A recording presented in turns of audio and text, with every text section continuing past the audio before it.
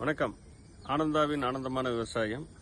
Lemon பார்த்தீங்கன்னா இது வந்து நம்மளுடைய நாட்டு ரகம்னு சொல்லுவோம். மகசூல் வந்து சூப்பராக இருக்கும்.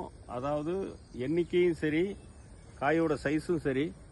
பார்த்தீங்கன்னா கண்ணுக்கு தெரிஞ்ச இடத்துலலாம் ஆக்சுவலாக இந்த டைமில் வந்து லெமனில் வந்து இது அக்டோபர் மாதம் லெமனில் வந்து அதிகமாக காய் இருக்காது. பட் இந்த வெரைட்டியில் இருக்கும்.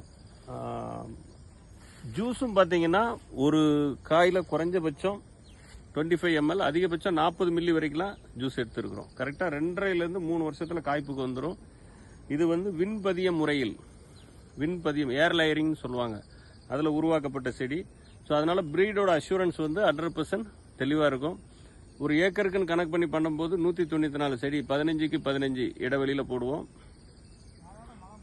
ஒரு மரம் குறைஞ்சபட்சம் ஒரு வருஷத்துக்கு 20 to 35 கிலோ காய் வரைக்கும் கொடுக்கும். விவசாயிக்கு ஒரு நல்ல லாபகரமான பயிர்.